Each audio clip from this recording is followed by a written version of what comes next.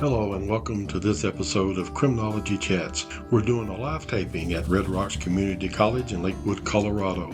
This is our first time doing this type of event, and we hope that our audience and listeners enjoy. Today we're going to talk about brain injuries and the legal system. The experts up here on the panel, they're going to talk about that topic, and after they get done talking about the topic, then we're going to open it up for students to ask them questions that you want answers to from our panel of experts.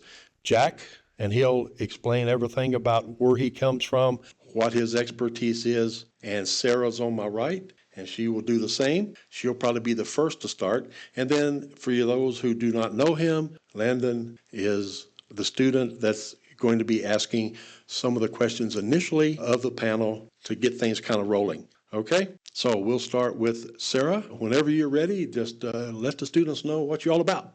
Sure. My name's Sarah Covey. I work for the Brain Injury Association of Colorado. I am the director of our Reentry services. So we support survivors of brain injury as they're exiting legal system involvement, whether that's jail, probation, whatever that looks like for them. And we partner with specialty courts in Denver. 6 of them are treatment focused, and the other 2 just target specific populations. And we do the full gamut of supports, from screening them for brain injury, helping them understand their symptoms and strategies for managing those symptoms, connecting them with resources, doing advocacy within the court system for them, with the ultimate goal of reducing recidivism, reducing the likelihood of them becoming engaged in the legal system again in the future. So that's our program. My name's Jack Storti. I'm with the Denver County Court. I was previously with Sarah over at the Brain Injury Association of Colorado. My role currently in the court is a program manager. I lead one program that's currently a harm reduction program that's being developed into recovery treatment court. And I am a person in sustained recovery myself. I've experienced the legal system, and I am a brain injury survivor as well. All right. That is fantastic. And as you can see, they got a lot of experience, so we will be interested in hearing what they have to say. And Landon, go ahead and introduce yourself. Tell us a little bit about yourself, and you can start off with one of the questions. Hi, my name's Landon Arpin. I'm here studying an Associates of Arts at Red Rocks Community College, transferring to CU to get an Integrated Studies Bachelor's down there next semester. I'm actually a film student, so I'm very excited to learn about this whole topic with everyone else. This first question, what types of brain injuries are most common within the legal system population? In the legal system, overdoses and violence are most common. So an overdose not only restricts the brain of oxygen and blood, it also toxifies the brain with the poisonous drugs that are on board, similar to a stroke that can have all kinds of detrimental outcomes. And when I mention violence within the legal system, this could be domestic violence or intimate partner violence, especially for females who are in the legal system. They are extremely high rates of being survivors of intimate partner violence prior to entering the legal system. And then other forms of violence that are present within brain injury survivors in the legal system are things like gang violence or prior abuse. I also think it's worth noting that the prevalency of brain injury for folks involved in legal systems matches that of law enforcement agencies as well. So police, corrections officers, things like that experience brain injury at the same rate as those who are in jails and on probation. Yeah, I'll actually jump in with that because, why are we talking about brain injury and legal systems? What's the correlation there? Depending on what level of involvement in the legal system you're looking at, participants range from 80% to 95, 96% of brain injury history. And that brain injury history needs to be supported because there's active symptomology that can be causing barriers and challenges in people's everyday lives. The legal system in itself is challenging, and then you add things like not being able to remember or struggling with chronic pain or struggling with prioritization skills.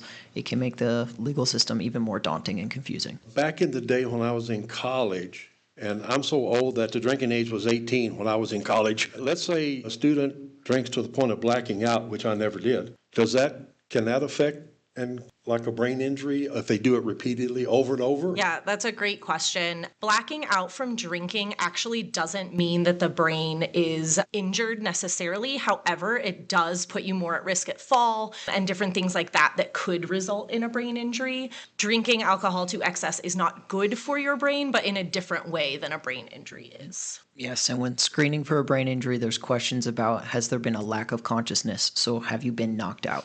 Thing about blacking out is you can be fully conscious and having stuff go on, but because of the alcohol on board in your brain, you're not collecting memories. So your brain is with oxygen, with blood, and actively engaging with the stimuli around it versus being knocked out and deprived. Thank you. So going on to the college student, building off of that, what are the most common age ranges that you both work with the most? So my program specifically works with adults involved in the legal system. I've seen clients for anywhere from the age of 18 up until their 70s. Interestingly, the primary age range is right around in the 40s. However, we do see quite a few folks in that late teen to early 20 range, as well as on the elderly side in their 60s and 70s. I think there's a number of reasons that that's the case, but when we're thinking about brain injury happening at a young age, you're not responsible for yourself initially. And so as you get older and more into that early adult range, you become more responsible for yourself. And we see symptoms show up that were probably already there. You just weren't responsible for those things yourself. And so we didn't notice them in the same way. And so that's part of why we see that in the younger group. In terms of older individuals, we actually see a lot of folks who, as they're aging, their brain injury symptoms increase or change. And so that's a big piece that we see. And then there's also a fair number of kind of institutionalized individuals. They've been involved in legal systems for 50 years at that point, and they just didn't know that they had brain injury that was increasing that recidivism for them. Yeah, I echo Sarah's demographics with the clients that she serves, and I'll just add that in looking at brain injury populations and peak ages that people sustain brain injuries, there's like the toddler stage, because what are we doing? We're learning how to walk, we're falling, we're banging our heads around, and then of course, God forbid, unfortunately, child abuse is also occurring in shaken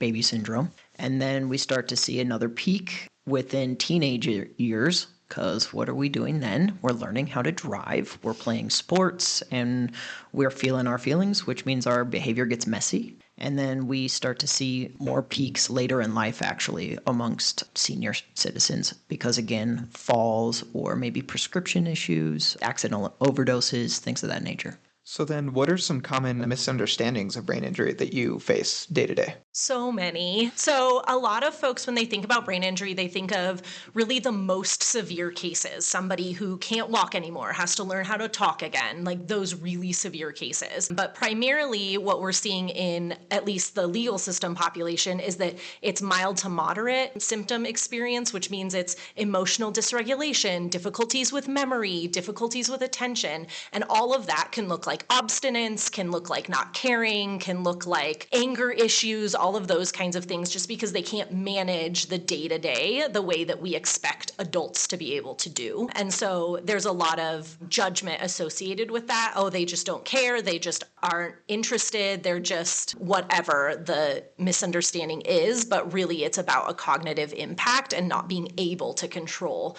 those things in the way that folks without brain injury can. What a great perspective, especially from the professional's perspective of like, what are we seeing? Some misconceptions about brain injury from the survivor's perspective. When I speak to people of like, hey, let's screen for history of injury and let's see if any of the stuff that you're struggling with could be symptoms related to a brain injury, people get really emotional and flared up of like, oh, do you think I'm stupid? Or, oh, you think I'm not good enough?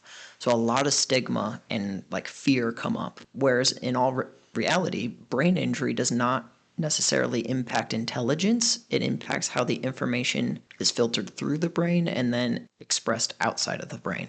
So many of the survivors that I serve are some of the most intelligent people that I know. They're the most creative, and they just also have different outputs of the way that they describe information. Well, I really want to make sure that my wife listens to this episode, because sometimes she accuses me of not paying attention and stuff, and I think it's just old age catching up with me, or maybe I have a few issues because because I was in the military for 20 years. So maybe I have some, things like that going on, and she needs to understand that. So I'm going to recommend her watch this or listen to this episode, and maybe even I'll get your number, Sarah, so she can talk with you about that too. Absolutely. I'm always happy to provide support for families. I actually, as Jack mentioned earlier, he himself is a survivor of brain injury. My experience is actually on the caregiver side. My husband has experienced, we think, somewhere around 15 brain injuries in his life, starting when he was 5 years old. And some of those injuries have impacted him in pretty significant ways. Right after we got married, I actually had to quit work to be able to take care of him for a while. At this point, actually, interestingly enough, 2 weeks ago, he said to me, "Do you still feel like a caregiver?"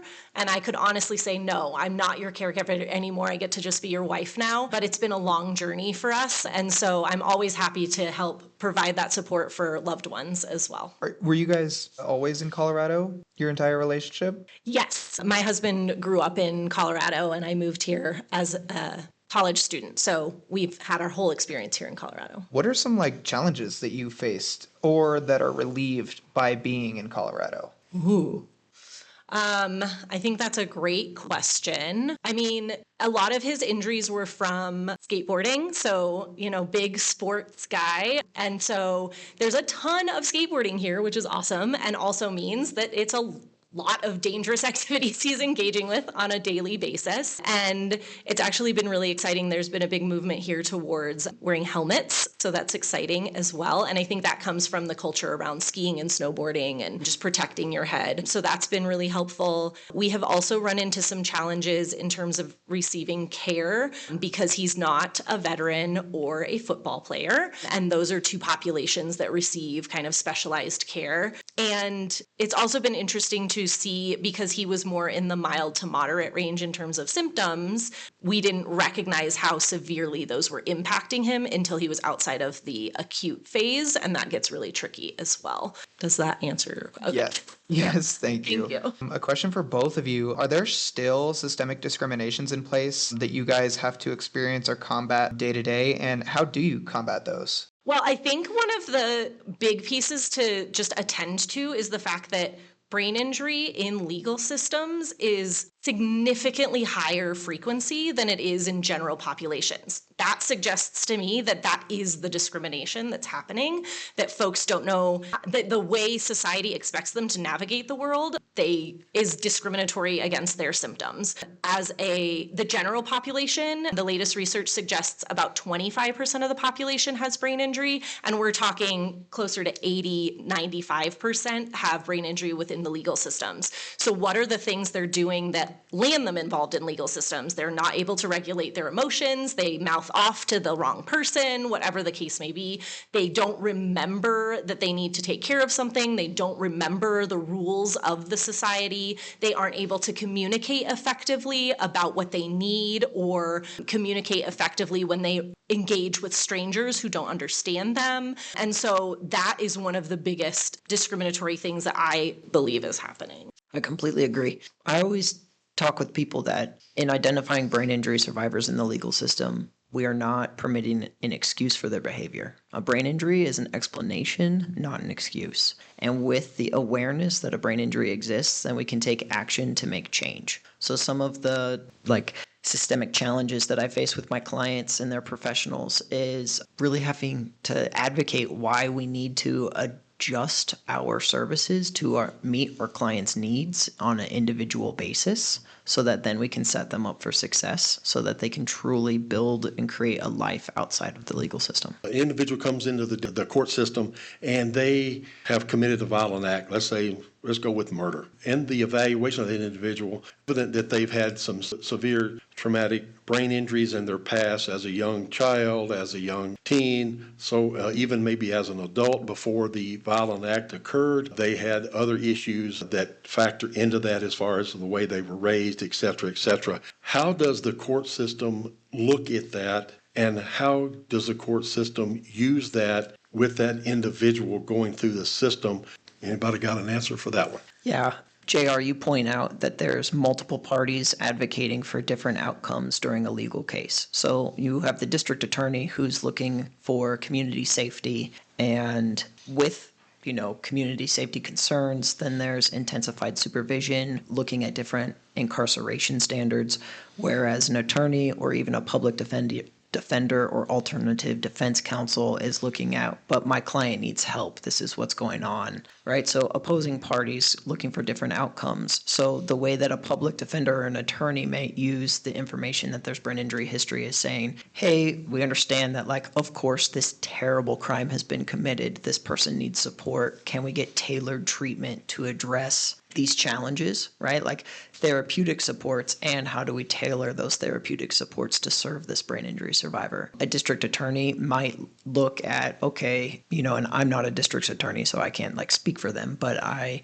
would take a gander that they'd say, okay, could there be a rehabilitation plan? Is there some type of inpatient rehab that would serve both as community safety and as a treatment option? But that legal case, especially murder, would not be dropped because someone is identified as a brain injury survivor. You could think of, and I'm going to say this very carefully, you could think of when brain injury is identified in a legal case, similar to how competency is identified in a legal case. It doesn't necessarily stop legal proceedings. It just gives another fact to the legal proceedings to then carry out how do we address this individual who stands before the court. One of the things that one of the services we provide at BIAC is about brain injury symptoms and how to manage those symptoms. And that is directly for our clients. And so sometimes we've seen less significant cases than murder, but we've seen some cases where that will then be an agreement that the court comes to of if you engage in some treatment, something surrounding how to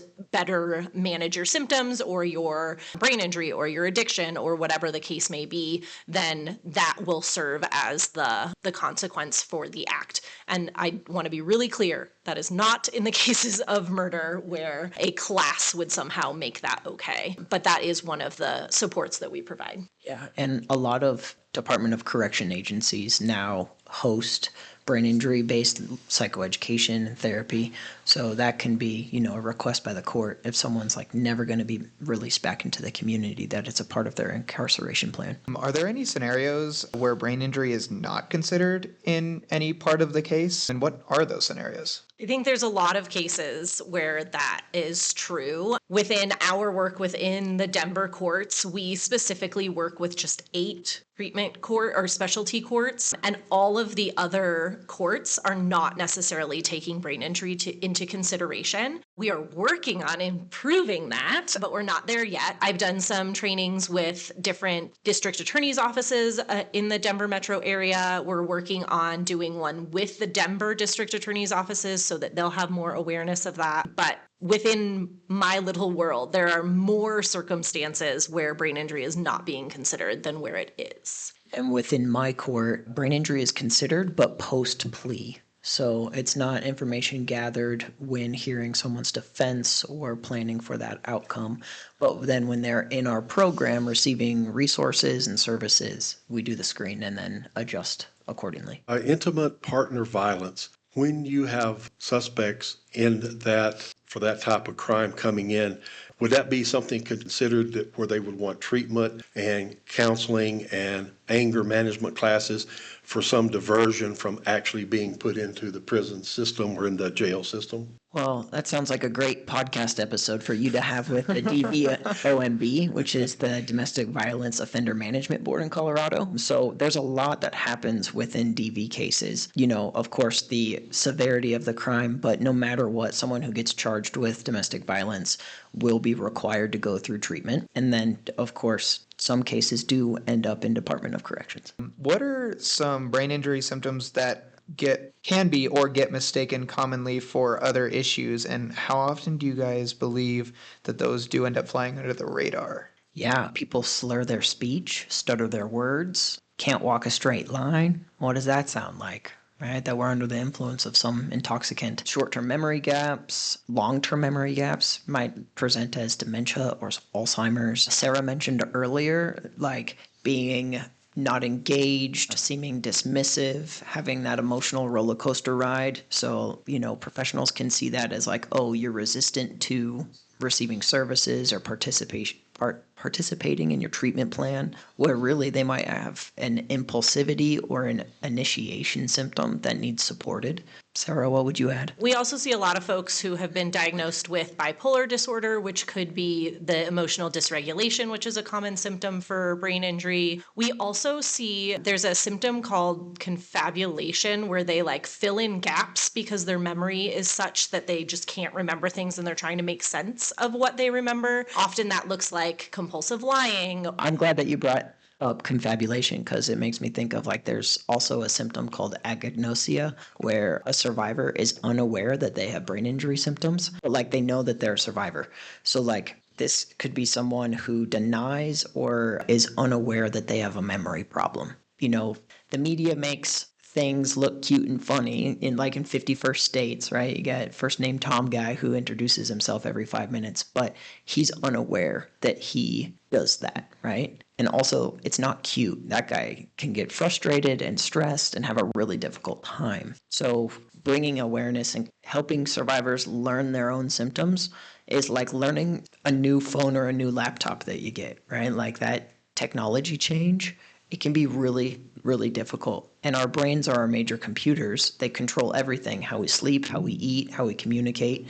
And so if we think that we're operating on Windows 15, but really we've got like the new Windows 27, like we aren't even using the same control panels. It can also look like hallucinations, misunderstandings can lead to things like that. So we see a lot of overlaying of different psychological disorders that could both be present, but it could also just be one of those things. I had a question, completely lost it, so I'm going to ask you this one. Why do you both enjoy working in the brain injury community? Working in the brain injury community, every day is different. And I get to see people have life-altering success. Like the level of celebration in the brain injury community is huge. You know, I've worked in clients' homes as an independent living skills trainer, helping people learn how to walk again, learn how to talk again, learn how to go to the grocery store again, all the way to people, you know, coming out of jail and learning how to live life again and socially behave appropriately and stuff. And like, it just like reminds me that we are all one accident away from being a brain injury survivor. We're all one life event away from having our lives flipped upside down. So for me, it's a blessing to witness people's growth and their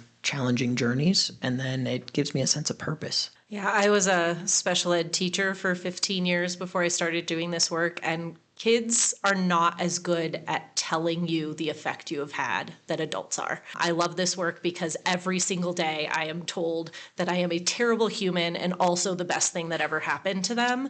I mean, it's so clear, and I am able to see that effect, as Jack said, just very, very obviously, and every single day, that we are having an impact, that people feel better about their lives. They feel more in control. That's always my goal. I want you to be in control of your life. I'm not going to tell you how to live it. I just want you to be able to live it the way you want to live it. And so we get to see that every single day. I remembered my other question. Yami, how often do people with brain injuries seek out assistance or treatment and then later abandon, refuse, deny, or forget that treatment? Every day. No, I mean, memory is a huge issue for our clients. It is the most commonly reported symptom. It's also an easy one for them to recognize, right? But it happens all the time. And so often we hear from clients, yes, I absolutely want to do that. And then they don't show, most often because of memory challenges, but also because other things come up. One of the other things we see with our clients all the time is that they have a hard time prioritizing. And so they will think that they need to make this phone call to so-and-so as opposed to coming to their class, or instead of signing up for their Medicaid or whatever. And so they have a really hard time prioritizing those tasks as well to be able to reach stability. Whatever is impacting them in this moment is the most important thing, and they forget that there are other things impacting that as well, or that solving one of these other problems would then help with the issue they're dealing with in that moment. Yeah. You know, it sounds like a lot of work to support brain injury survivors so that they can get that motivation to and then follow up with engagement. But really, like being supportive of a brain injury survivor, I call it like being the second brain. It's meant to be small, simple stuff that their brain's just not doing automatically that we help remind folks. So like, oh, I really, really, really want to get into treatment. Okay, cool. Let's schedule the appointment. Awesome. But now there's the list of all the next things, like to remember to get to that appointment and to strategize how we're going to get there. So the strategies that I do with clients is like, let's get out your phone. Let's set an alarm and a calendar reminder. Alarms and calendar reminders are separate things, right? And then let's label them, like get ready for appointment. The next one might be like walk out of the door, which I know it sounds really silly, but we either, like for myself, now that like my memory's tracking and, I'm doing really well in my life, but lots of people who don't have brain injuries take things for granted. Like when our brain does all this automated stuff of like, oh, in order to get to my appointment, I need to leave in 30 minutes. Oh, that means I also need my backpack, my wallet, my keys, and I need it, right? Like these are the things that we help talk out with survivors so that they can follow through with engagement. Also, like with service providers, that might be sending a text message, hey, you've got an appointment coming up. Hey, I look forward to seeing you in 2 hours. Again, sounds like a lot, but they're little things that add up to a bigger picture of success for a survivor. There's also a number of physical symptoms that our clients experience. They don't feel sensations like hunger or thirst or needing to use the restroom in the same ways. And so any of those types of sensations can also derail the process of getting out the door 30 minutes before an appointment. We actually encourage a ton of routinization. Develop a routine, add to that routine, make sure that your brain doesn't have to think about all of these things or notice these sensations so that you can just do them as planned and not have to get derailed by those things as well. How often do you guys see family members who refuse to admit that their loved one is suffering these brain injuries? I just have a pause because, the family members and support networks that I work with, once they either learn about the brain injury or if they already know, that part is the accepted part. It's the struggle to accept that the person that they love is now a different person. So the acceptance of the injury, but not the acceptance of the symptoms, and trusting the process, accepting the process. Some symptoms can remain for a survivor's entirety of their life. Also, brain injury symptoms are dynamic, so they can resolve. New symptoms can arise with age. There might be a couple of days, weeks, or even months where symptoms are pretty settled, but then symptoms can flare up. That's really disorienting for the survivor, and I witness it to be even more disorienting for the people that care for that survivor. And it doesn't always have to be a new injury that changes those symptoms. It can be a new stressor in their life, a new job, moving, a new relationship. Any kind of change in their routine can also aggravate or change those symptoms. And it is so hard for loved ones to understand the unpredictability of it all. They want to be able to figure out their survivor and do the same thing every day. I mentioned before I was a special ed teacher. This is no different than it is for kids and their family members, kids who have a variety of disabilities. They want to figure it out and be helpful and move forward. But brain injury just does not present in a way that it is predictable and you can figure it out one time and move on. I have a question about treatment. Are there any particular pharmaceuticals that can aid in treatment of someone with EBIs? There's neurological psychiatrists specifically for that, yes. We have a saying in the brain injury community that once you've seen one brain injury, you've seen one brain injury. Kind of like the way that we all have fingerprints. An injury is going to impact us very uniquely, let alone like the fact of like how we sustain the injury is unique. So to simply to answer your question, yes, neuropsychiatrists serve specifically for that reason because brain injury gets very complicated in medication and has to adjust to the dynamic symptoms as well. Also, after brain injury, the brain processes information and chemicals differently than it may before that brain injury. So that's why it's so important to be working with someone who specializes in brain injury. If you were taking a medication for ADHD before an injury, and then it could affect you differently after that injury, we always caution our clients to be very intentional and careful about taking any kind of medications because they can be processed differently. Yep. And I come from a clinical background. I'm a certified addictions counselor, and EMDR is a form of trauma treatment. There's actually a brain injury specialization of EMDR, one that won't hurt the neurological pathways. So not just medications, but like trauma treatments, the way that we engage with the brain. Brain injury will dysregulate hormone regulation. So that means like menstruation cycles and thyroid and metabolism. So every single chemical that goes into the body after a brain injury can quickly, I want to say, cause harm or cause disorientation. Brain injury survivors are much more sensitive to caffeine, to sugar, to alcohol, stimulants like nicotine and tobacco. So we educate our survivors on that information so that they know that their brain is more vulnerable to being impacted. You used an acronym EMDR? EMDR, yeah. Can you explain what that is? Yeah, I'm going to get the acronym wrong. I know that right away. It's like emotional management, something. It's with your rapid eye movement. You can also do it with light bars, but a brain injury survivor might experience a seizure from a light bar. You can do it through vibrations of your hands. You can do it with Doppler dots through your ears, all kinds of options. And it helps information that gets stuck in an area of the brain due to trauma, like unlocked and be able to be processed out. Yeah, I've heard of that now that you mentioned that. The Veterans Administration uses that a lot with PTSD individuals. Exactly. For treatment. Completely, changing lanes here. What other societal pillars commonly affect treatment? For example, like religion, or they can't hold a job or can't drive or can't afford transportation to treatment. And what do your agencies do to ease those problems? There are a lot of religious-based treatment programs, especially in Denver. So we are very intentional about what kinds of recommendations we make for folks. We want them to know what kind of religious affiliations they're getting involved with.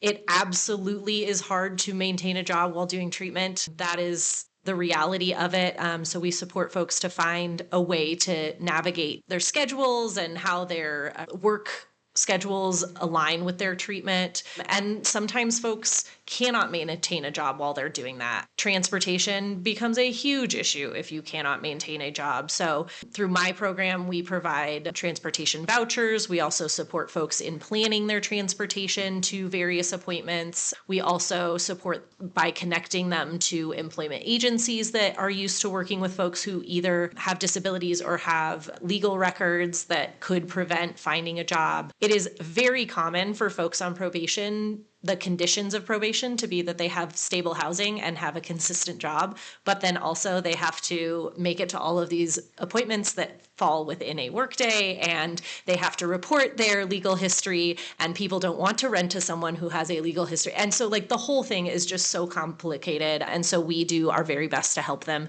navigate through that and connect them with agencies and supports that we know will understand the background they're dealing with. With transportation issues, offering as many things possible on virtual connection, whether it be a phone call or video. During my time at BIAC, we opened up the AHEAD psychoeducation group to be a virtual group and had great success with brain injury survivors calling via conference call. They didn't feel comfortable doing the video for virtual appearance. And then we learned wow, phone call options really, really help. So I always advocate, virtual options for anything possible, which can be difficult with community supervision requirements. And Landon, I'm really grateful that you asked around social disparities, because culture plays a big part. When we're talking about brain injury, we're talking about behavioral health. There's such stigma to not disclosing or not discussing mental health. Same with substance misuse. The exact same with brain injury. Depending on which culture,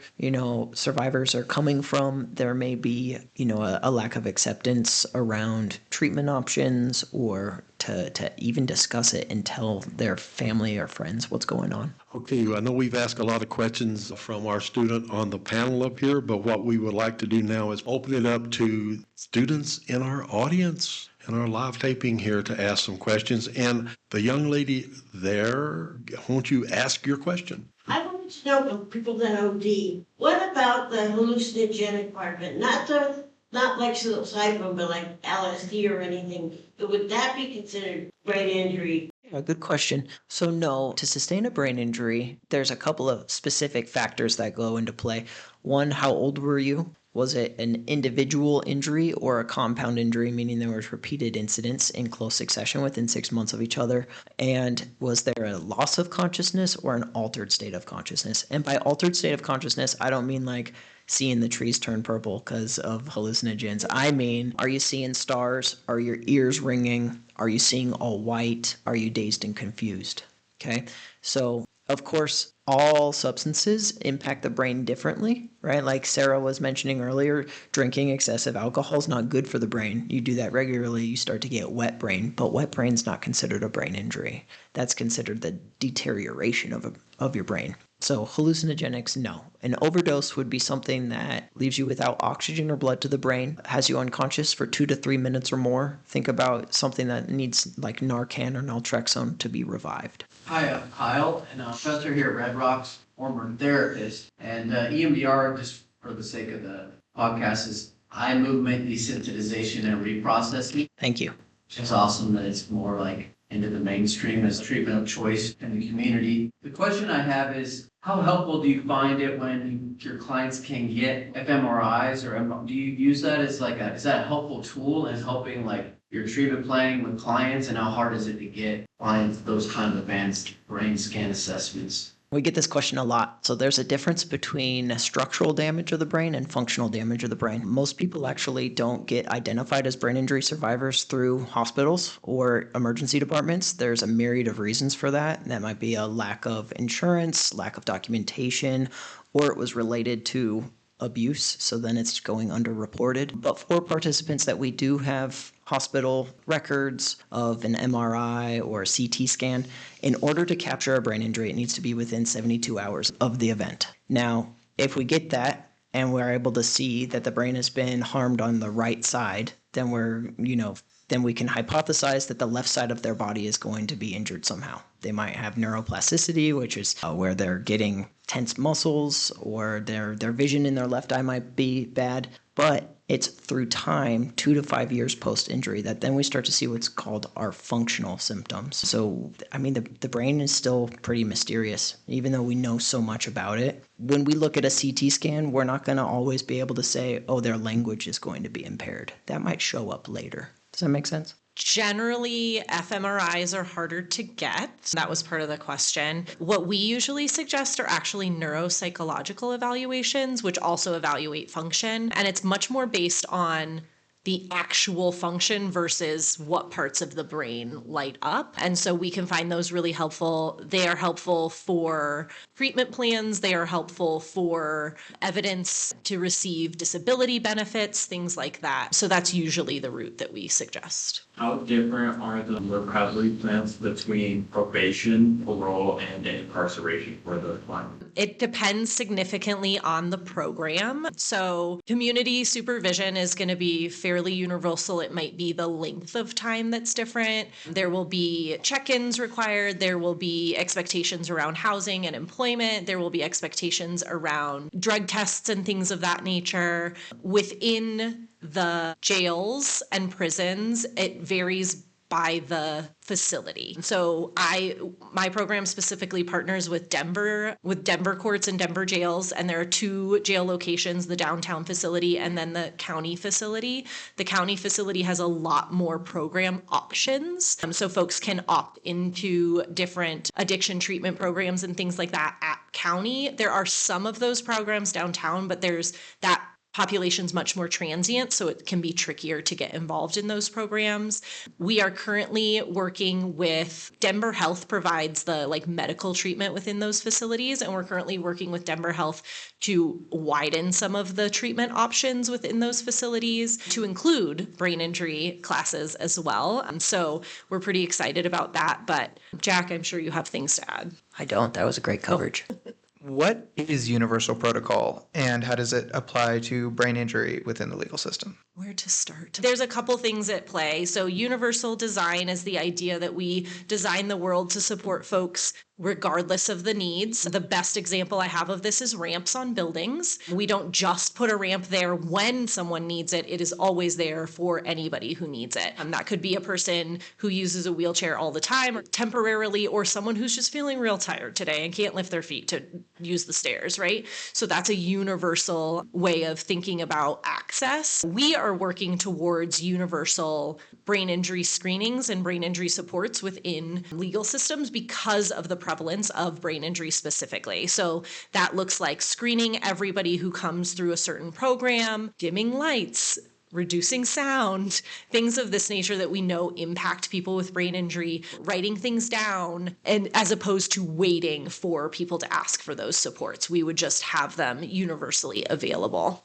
for anyone who needed them. Who's conducting these check-ins besides the officers? Wouldn't a medical professional need to be checking on them? When it comes to check-ins and release planning, a lot of the survivors that we work with, they're learning that they're brain injury survivors for the first time. Amongst the folks who screen positive, about 80% of them, between 80, 85, are saying it's their first time ever. So then we start the process of like, let's get you a neurologist, let's find you an appropriate primary care provider. Because us as professionals in the legal system, it's not up to us to treat their brain injury. We're just there to adapt to their brain injury and support them, right? And yes, a full wraparound release plan would encourage all overall physical and mental health. The treatment programs also include clinical services. So if you have court-ordered substance use treatment, then you would engage with some clinical providers, and those treatments and classes and one-on-one therapy and all of that would be part of those check-ins as well.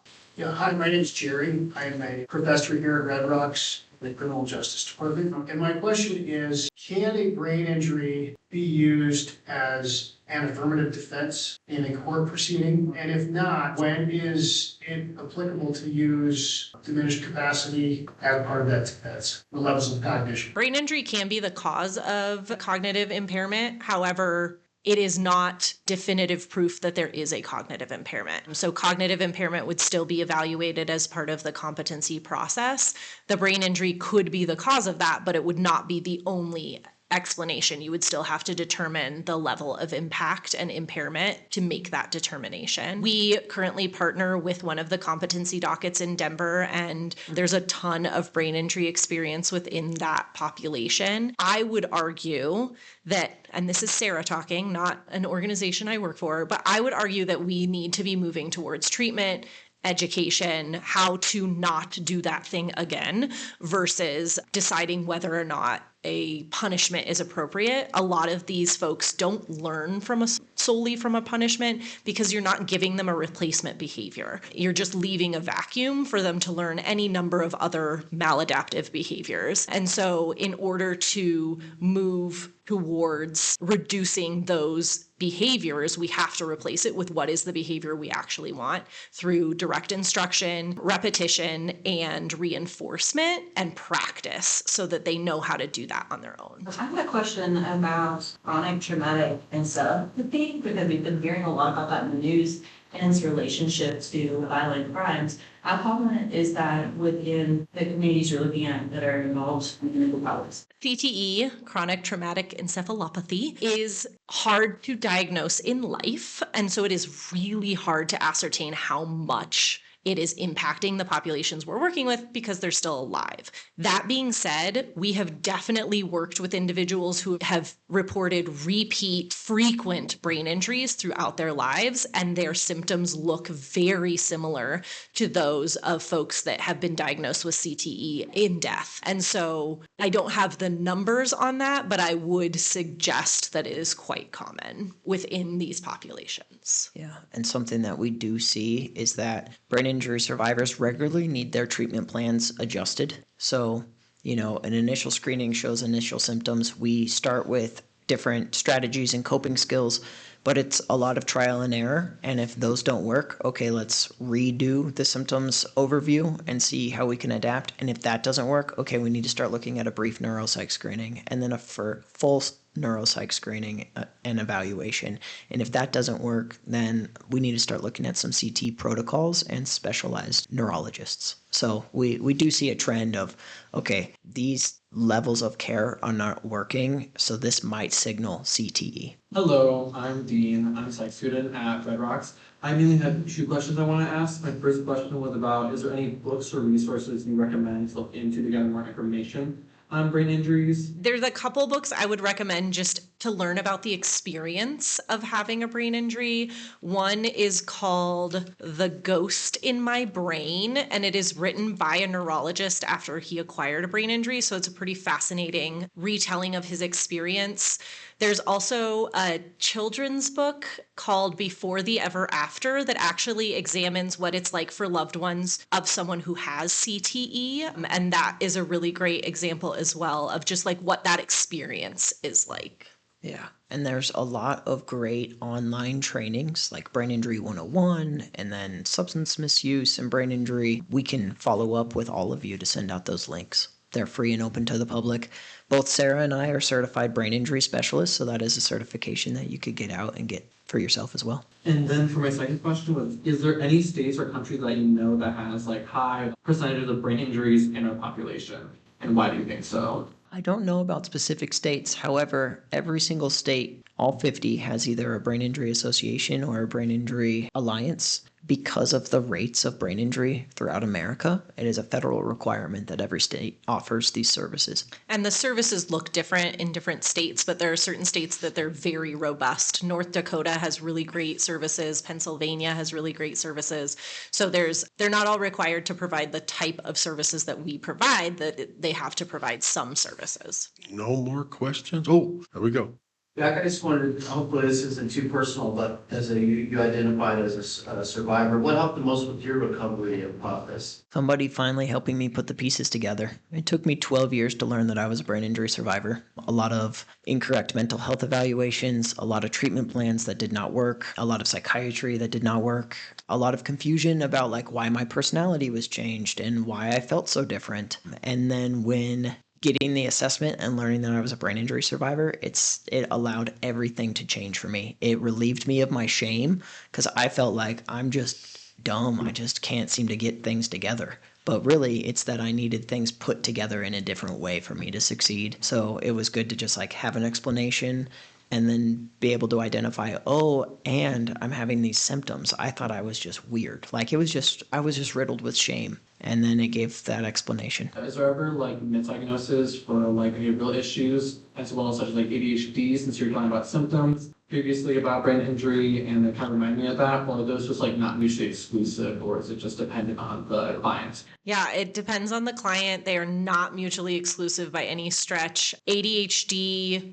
symptoms actually make you more at risk of brain injury because you're more likely to engage in risky behaviors, but also brain injury symptoms can look like ADHD. So it's really a chicken or egg that in our organization we don't care about.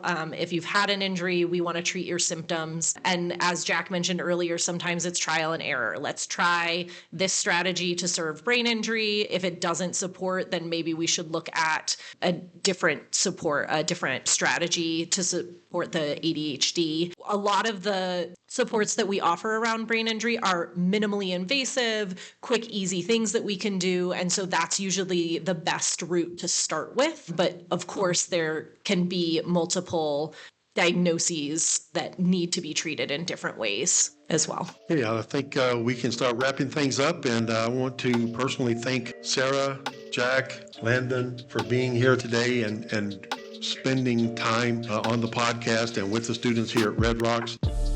I really enjoyed being here and doing this event. I hope to do more of these. I hope again that our students that was in the audience enjoyed what we did today, and I hope that our listeners enjoy this episode and learn something from the valuable information and insights given to us today by Sarah and Jack. Criminology Chats is brought to you by the Chicago School. For more information about the institution, please visit www.thechicagoschool.edu. That's www.thechicagoschool.edu. CHICAGOSCHOOL.edu. I would like to extend my gratitude to the students who always participate in these episodes. We want to hear from our listeners, so please email us at criminologychatspodcast@gmail.com. That's CRIMINOLOGYCSPODCAST@gmail.com. And also, please check out our YouTube channel at https://www.youtube.com/@Criminology Chats Podcast. This podcast is produced and edited by A.M. Peters with additional post-production services provided by Audio Photo Synthesis. I'm JR Rainbolt, and I eagerly anticipate you listening to our next episode. Be safe out there. The views and perspectives shared in these recordings are intended solely for informational purposes and do not reflect the official stance or policies of the speakers of the Chicago School. Any commercial products and manufacturers mentioned are included for informational reasons only and do not imply endorsement or approval by the speakers of the Chicago School.